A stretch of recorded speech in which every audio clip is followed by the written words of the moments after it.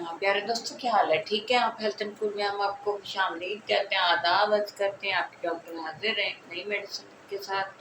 Medicine का नाम है नेट्रोम्यो। ये बहुत ही अच्छी मेडिसिन है, इसे घर में रखिए। ये मसूर वालों की है।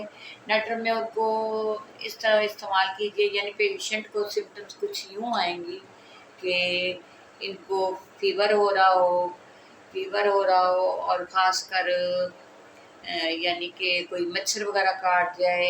नेट्रोम्योर के पेशेंट ऐसे होते हैं जो अक्सर ज़िद्दी, जैसे कैमोमिला के पेशेंट ज़िद्दी होते हैं। नेट्रोम्योर के भी ऐसा ही कुछ होता है, यानी कोई बात उनकी जैसे समझ में ना आ रही हो तो ज़िद सही लगा बैठते हैं। और दूसरा ये है कि किसी चीज़ को समझना ही नहीं चाहते।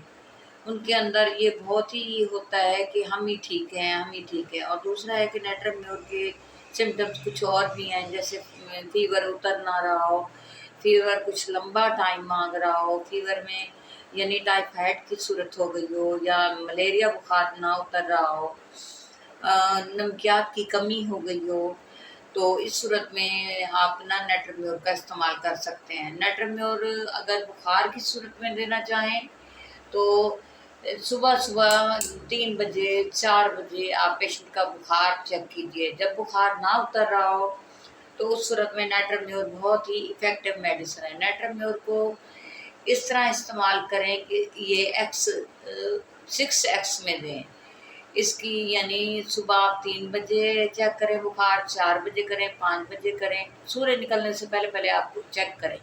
जो ही बुखार ना हो फ़ौरन ही आप ना 5-6 खुराकें साथ नेट्रोम्यो की देते रहें, वक्फे वक्फे 20-20 मिनट, आधा आधा घंटे के बाद देते जाएं। फिर बुखार का दौरानिया कम हो जाएगा। फिर अगर बुखार फिर भी ना उतर रहा हो, फिर आप सुबह के टाइम शुरू करें, सूर्य निकलने से पहले पहले तो नेट्रोम्योर का इस्तेमाल करें। यानी और दवाइयाँ बिल्कुल ना इस्तेमाल करें। नाश्ता लेने से पहले पहले आप देते रहें, तो इंशाल्लाह बुखार उतरना शुरू हो जाएगा। एक दिन ना उतरेगा, दूसरे दिन ना, तीसरे दिन लाजमी उतर जाएगा। और दूसरा है कि जहाँ कहीं आप ट्रैवल करके आ रहे हैं, आपको लू लग गई है, तो नेट्रोम्योर आप पानी में मिलाकर लीजिए और पीजिए।